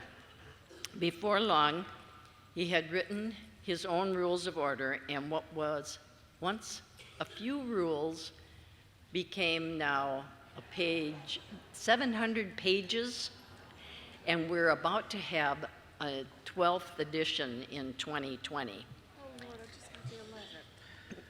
This is the 11th edition. That's what we're working on, but 12th. And it seems, since in my involvement, we've had a new edition each 10 years. So that's kind of the ballpark. The principle of parliamentary procedure, it enables us to have an efficient meeting process and in a democratic fashion that that protects the rights of the individual and the minority. The process protecting the rights of the minority allows each individual the right to have their opinion heard by all in the discussion at hand. And it's an opportunity to influence the vote of the majority which guides the decisions of the organization. It's an orderly process and an individual must seek to be recognized before speaking. When the presiding officer does recognize them, they express their opinion within the specified time frame. For this convention, it's 2 minutes, and those rules are all in your handout, so you can refer to those if you have questions about that. When the individual is recognized, they may speak, give their opinion, and in this convention, alternating points of view are heard until the end time for the discussion limits are reached. An individual cannot speak a second time on the same matter, while others who have not yet spoken are seeking to be recognized. The rules are on page 14 of your convention handout if you need to refer to them. And there should be a timer who will advise the presiding officer. Timers are up here. And you'll get a cue because they've got some colors to offer you. So there's 2 minutes for each individual for speaking, and an overall 15 minutes for the matter at hand. The rules for the convention were adopted by the Assembly at the Wednesday session, and it takes a 2/3 vote if you want to make any adjustments in those rules. We will be considering the bylaw amendments today, and those do require a 2/3 vote. In addition, bylaws require the previous notice, and you did get that advance notice. Absentee members are also protected by the advance notice, as they have been informed of what the business is going to be at the convention. So even though we have members who are at home, they know what it is that's going to be taking place here. That's the advance notice option.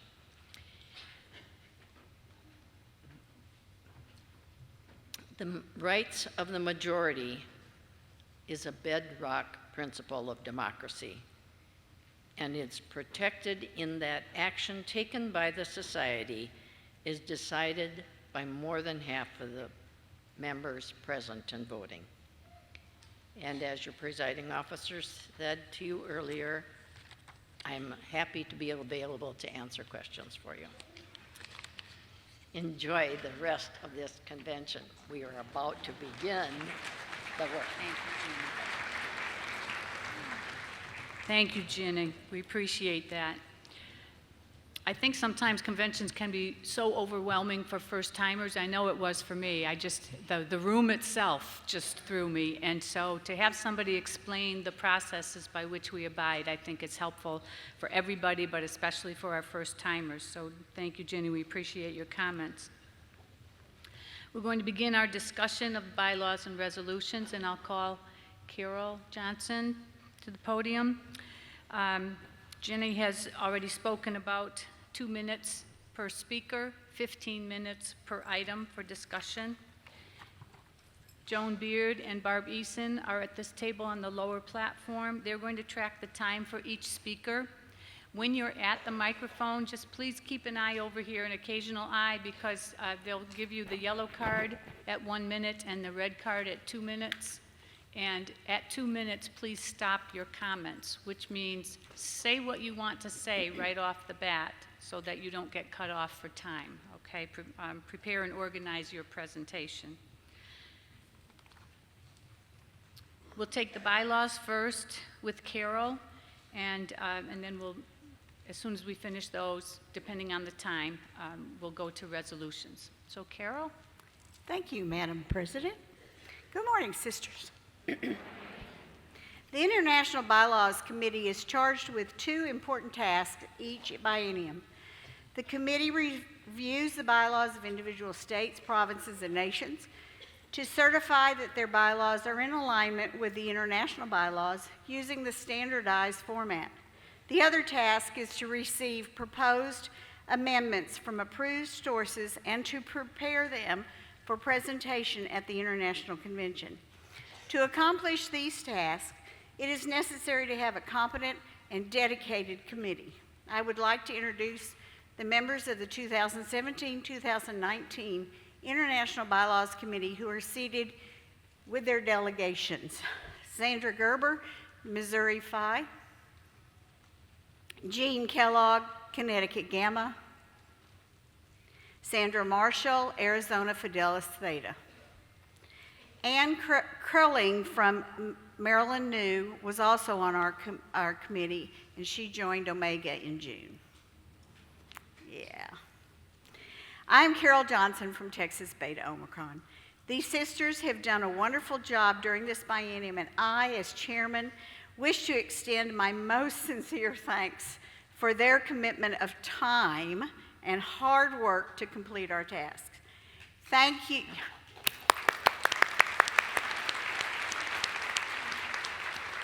Thank you, Jan McNeil, International Bylaws Chairman 2015-2017, for your guidance at the beginning of the biennium and your willingness to answer my questions. I don't know where she is.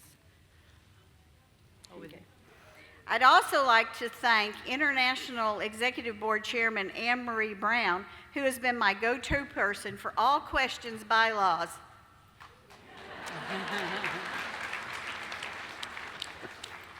And President Sue, President-elect Judy, and the rest of the International Executive Board for their input and work on the amendments.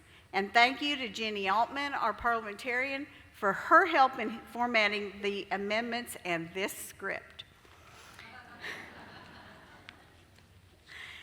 The committee is pleased to announce that all 55 states, provinces, and nations submitted bylaws or the official policy statement for review this biennium. All were on time. Woo-hoo. On the screen, okay, maybe not. Okay. On the screen, you should see each region with the total number of SPNs and the account of official policy statements and bylaws. Well, I'll go on. 34, I'm trying to get that chicken dinner for us. Down to nuggets now.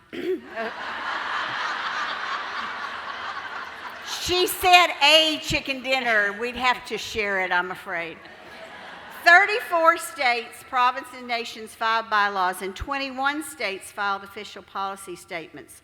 To determine certification of bylaws, the SPN must have required information in specific articles, and to determine certification of the official policy statement, the form must be filled in completely, and the president and treasurer must both have signed the statement along with the date of the suspension of the bylaws.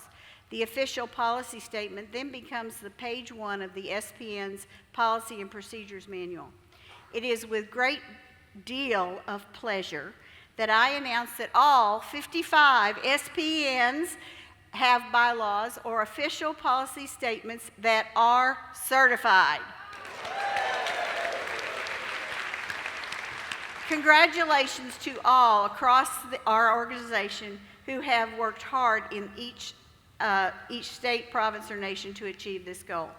Although all 55 SPNs are certified, the committee in some instances did make suggestions or recommendations to align or mirror the bylaws with the international bylaws using the SPN bylaws template. 16 of the 34 SPNs which submitted bylaws used the template that is found on the website. Others followed the template but chose to retype this information. Each SPN should use the Texas Alpha Delta Kappa style sheet as a resource for capitalization, punctuation, and grammar. Please revise your bylaws or official policy statements following the committee's recommendations that you received. There will be an updated template on the website shortly after the conclusion of this convention with the necessary changes made. Please follow this template. It's really easy. It's a fill-in-the-blank template. You fill in the blanks and you delete the italicized information. The bylaws should be presented to your membership for a vote at the 2020 convention. Or your state, province, and nation may vote to operate under the international bylaws and your SPN policy procedures manual, and you will use the template of the official policy statement. Your SPN will then need to follow the guidelines on the website to be sure that your policies and procedures manual has all the necessary information in it.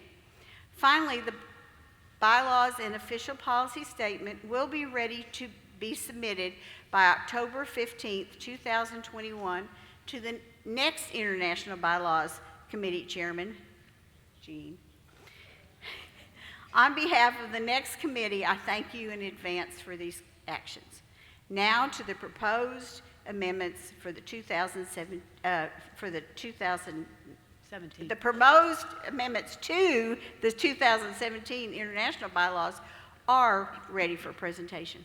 Please refer to the pack of information emailed to you via e-blast on March the 29th from headquarters. The information will also be available on the screen for you to follow. The legend used on the proposed amendments for changes to the bylaws is as follows. Striking or deleting wording is denoted by a strike-through. Inserting, adding, or substituting new wording is denoted by underlining.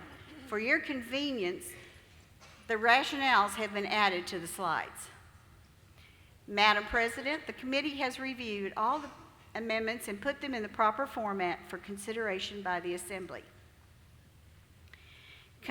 Conforming amendments number 1 through 3 are designed to conform the international bylaws with the Articles of Incorporation and the Constitution, which are the superseding documents of our organization. Conforming amendments number 1 and 2 are to make changes for IRS application for 501c3 status for the organization. Conforming amendment number 3 is the change the executive board made to remove the 2-year teaching requirement for membership. The bylaws must comply with the Articles of Incorporation and the Constitution, and the amendments are provided for your information. The bylaws provide for a membership, and the bylaws provide for a membership vote. The conforming amendments will be read one at a time, and a single vote will be taken on all 3. Amendment to conform to the Constitution number 1, submitted by International Executive Board, page A17-1, Article 1, title, section number 1. It's all off. This is just what it says in the bylaws. Yeah, okay, So- there we go. Read the, oh, name, that's what it is. Okay. Rationale, Alpha Delta Kappa's lawyer restated language in the Articles of Incorporation and the Constitution so our organization could make application to become a 501c3 nonprofit. The Alpha Delta Kappa Foundation has always had 501c3 nonprofit status. The conforming amendment would read, Article 1, name. The name of the corporation, which is currently Alpha Delta Kappa, shall be the name set forth from time to time in the Articles of Incorporation of the corporation. The original corporate charter was granted by the City of Jefferson, in the City of Jefferson by the State of Missouri on the 13th day of August, 1947 AD, and amended to provide international status on the 31st day of March, 1956 AD. Shall be the Alpha Delta Kappa sorority incorporated, hereafter referred to as Alpha Delta Kappa. Amendment to conform to the Constitution number 2, submitted by the Executive Board, IEB. Rationale. Alpha Delta Kappa's lawyers has restated language in the Articles of Incorporation and Constitution so our organization can make application to become a 501c3 nonprofit. The Alpha Delta Foundation has always been a 501c3 nonprofit. The conforming amendment would read, the corporation is organized and operated exclusively for charitable, educational, and other exempt purposes specified in Section 501c3 of the Internal Revenue Code of 1986 as amended, and its activities shall be subject to the limitations that are from time to time described in the Articles of Incorporation and Constitution. Subject to the foregoing, the mission and principal purposes of the corporation shall be, A, to give recognition to outstanding women educators, to build a fraternal fellowship among women in the field of education, which will add to their effectiveness in the promotion of excellence in education, to promote high standards of education and thereby strengthen the status and advancement of education profession, to promote education and charitable projects and activities, to sponsor scholarships, to further and maintain worthy standards in the field of education, and to cooperate with worthy community programs relating to education and charities. And E, to contribute to world understanding, peace, and goodwill and peace through an international fellowship of women educators united in the ideals of education. Amendment to conform to the Constitution number 3, submitted by the International Executive Board. IEB, remove the 2-year requirement for membership in the Constitution. This amendment aligns the bylaws to the changes in the Constitution in organizations that have both the Constitution and bylaws as separate documents. However, the Constitution is the higher of the two bodies of rules and supersedes the bylaws. Robert's Rules of Order, newly revised, 11th edition. That book sheet just held up. Page 23 and 20 through 25. Membership qualifications shall include the purpose in Article 2. A, to give recognition to outstanding educators, and the eligibility requirements in Article 3, Sections 2 and 3. The chapter qualifies new members and works to support the purposes in Article 2, A through E. The conforming amendment would read, Article 3, Membership, Section 2. To be eligible for active membership in Alpha Delta Kappa, a woman, A, shall be employed under contract in teaching, in administration, or some specialized field of education. B, shall meet one of the following requirements. 1, shall have graduated from an accredited college or university with a degree in education. Shall, in the United States, have met the requirements for teachers, administrative certification, or certification in a specialized field of education in the state in which she is employed. 3, shall, in a country other than the United States, have met the requirements for teacher certification, administrative certification, or certification in a specialized field of education in the country in which she is employed. Section 3, to be eligible for membership in Alpha Delta Kappa, a woman who is retired must meet the following requirements. A, shall have been in the education profession in teaching, administration, or some specialized field of education. Madam President, by the direction of the International Bylaws Committee, I move the adoption of conforming amendments number 1 through 3. You've heard the motion. We'll be voting to adopt 3 conforming amendments to bring the bylaws into alignment with the Constitution. The first 2 relate to legal counsel's preparation of the documents in anticipation of 501c3 status. The third relates to the constitutional change made by the International Executive Board to remove the 2-year teaching requirement from membership criteria. Are there any questions or discussion? If so, please go to a microphone and you will raise are there colored cards there? Are they green? Is there a green one? So green one if you are in favor, a red one if you're opposed, if you really feel like you need to say something. All right, seeing no one at the microphone, and stop me if there's anybody because I don't want to miss anybody. Seeing somebody going to the microphone. She's right, you can't see anybody from here. Difficult. When you go to the microphone, please state your name, your office, and your home chapter, please. Is that microphone 2? Oh, microphone 1. Joyce Neves, Rhode Island, Ada, immediate past president. Joyce, go ahead. I have a question about the retired one, Section 3. Does this mean that the person who is retired does not have to be involved in education at this time? That was my question. Can you tell me specifically what part of this you're referring to?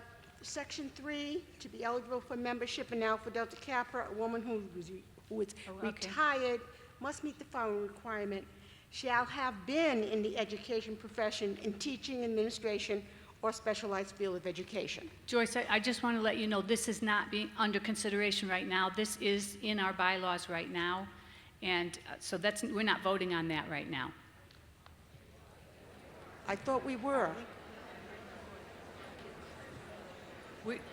Well, the part that we're changing is that we have removed the 2-year requirement for active teachers. Okay. Okay, Joyce? The other became language at a previous convention. That became a part of the bylaws under which we now abide.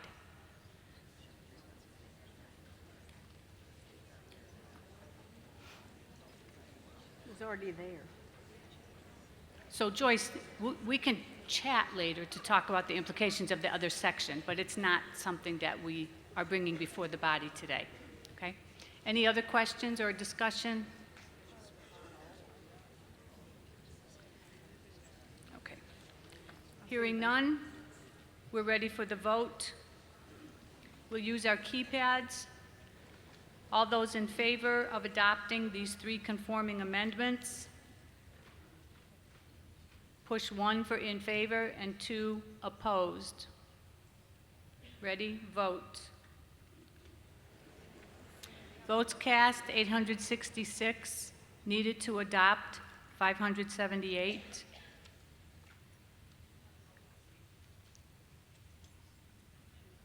$842 in favor, 24 opposed. Motion carries. Thank you, sisters. Carol? Now to the proposed amendments.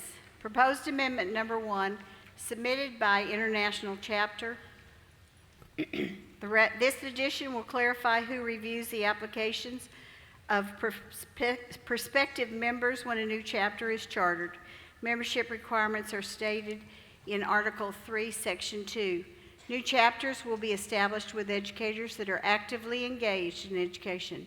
Amended, it would read, Section 4, to be invited to membership in a new chapter, a woman shall be approved by a screening committee of active Alpha Delta Kappa members. The screening committee shall consist of active members working to establish the new chapter. Madam President, by the direction of the International Bylaws Committee, I move the adoption of amendment number 1.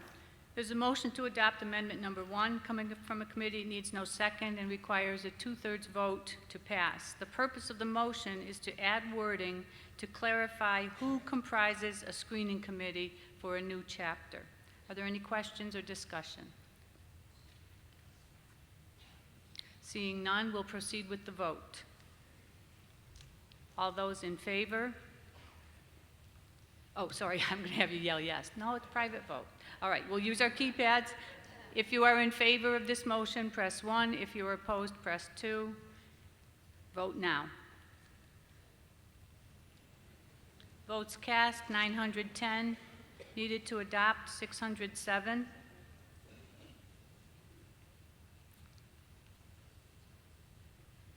In favor, 903. Opposed, 7. Motion carries. Amendment number 1 is adopted. Proposed amendment number 2, submitted by International Chapter. International Headquarters is attempting to simplify the new member process and ensure that if new members' badges are required to be purchased, that they are received in time for the initiation ceremony. Badges could be ordered well in advance without requiring Form H-103, new member application. Instead of the current badge order form, a new H-103 would provide directions to order the badge or badges in several different ways, including from the website.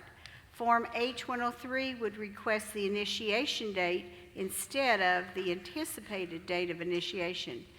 The report of initiation Form H-133 would be eliminated. Amended, it would read, number 7, remit the membership fees with the application form to International Headquarters upon the initiation of each new member. The badge shall be acquired for presentation during the initiation ceremony. Madam President, by the direction of the International Bylaws Committee, I move the adoption of the amendment number 2. There's a motion to adopt amendment number 2 coming from a committee. It needs no second. It requires a 2/3 vote to pass. The purpose of this motion is to establish when application and membership fees are due to headquarters. It indicates that the badge shall be acquired for presentation during the initiation. Are there any questions or discussion? Seeing none, we'll proceed to the vote. Number 1 in favor, number 2 opposed. Vote now, please. In favor, 891, opposed, 21. Motion carries. We have adopted amendment number 2. Proposed amendment number 3, submitted by International Chapter. The revised description of a sustaining member is to simplify and eliminate confusion about who may be a sustaining member. Since sustaining is listed as a chapter in membership reports, chartered was added since the sustaining chapters are not chartered.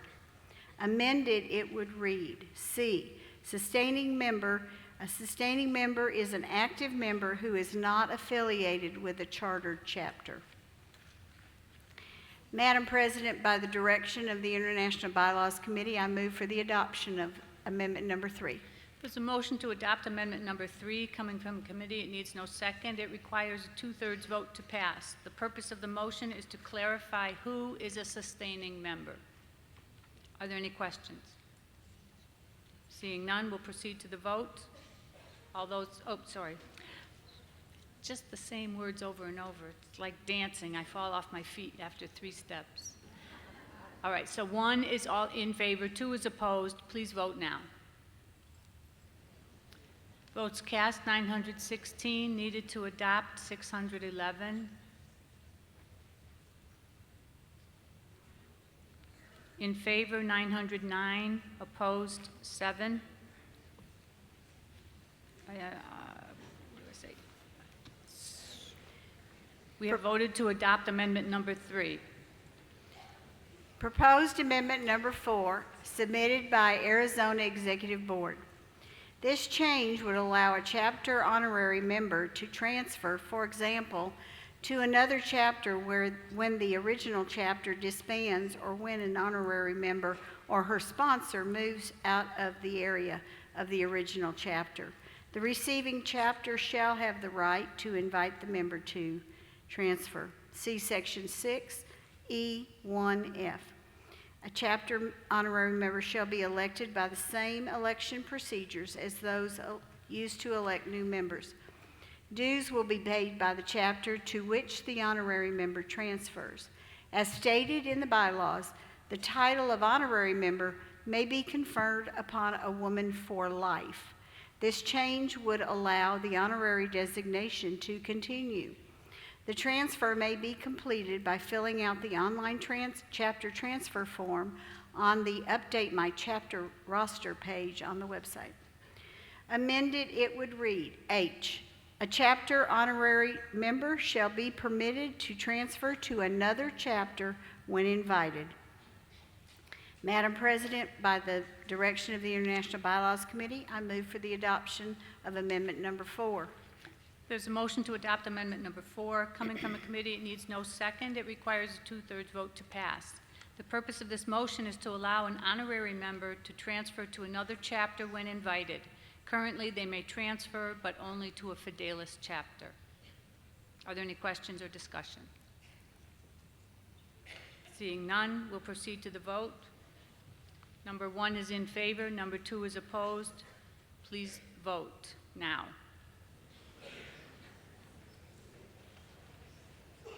Votes cast, 912, needed to adopt, 608. In favor, 890, opposed, 22. Motion carries. We have adopted amendment number 4. Proposed amendment number 5, submitted by the International Chapter. Clarification, it was not specifically stated. Amended, this would read, Part C, there is no limit to the number of honorary members a state, province, or nation may have.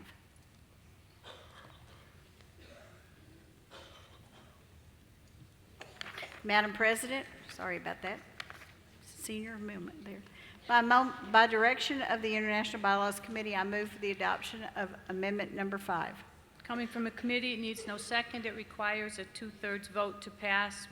The motion is to adopt Amendment 5. The purpose of the motion is to clarify how many honorary members a state, province, or nation may have. Are there any questions? Hearing none, we'll move to the vote. The options are 1 in favor, 2 opposed. Please vote now. Votes cast, 904. Needed to adopt, 603. In favor, 876. Opposed, 28. Motion carries. We have adopted amendment number 5. Sisters, it's close to lunchtime, and we're going to break here from our bylaws. But Tess, if you have any announcements, please bring those forward. And then we're going to break, and we'll be back for the 2 o'clock session, so please come back about 1:45, 10:02, and take your seats so we continue our bylaws. Listen now, please. Okay, hold on, couple questions. Keypads? Jenna, do they turn off the keypads? She turns them off from there. Wonderful. Nice to have a mom that has power. All right, so Okay, announcements okay. from Tess, please. Okay. All right, announcement. First of all, don't forget to stop by the foundation table to make your bids for any of the items on display. We will gladly help you and take any donations you want to make to the foundation. Okay, now the first item is this pink water bottle was left yesterday at the ICP meeting. So if you want to claim it, it's right here in the front with the Sergeant at Arms. If you are participating in the celebration for International President Sue Pelchat with the Connecticut Sisters, please meet in Conrad B and C at 6 o'clock p.m. Thank you. And this one is from Ellen Roderick. She's announcing the Jetner pins. As you heard yesterday, Jetners are sisters who have attended 7 international conventions, not necessarily consecutive. So if you would like to purchase a pin, please see Ellen Roderick in the Maryland delegation. The pins are $5. That's all, Madam President. All right, thank you very much, Tess. Sisters, have a great lunch, and we'll see you here just a little before 2 o'clock. I have another. Excuse me, I have another one. We found glasses.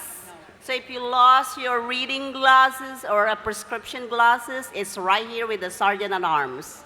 Remember, you are responsible for your own keypad, so please secure it.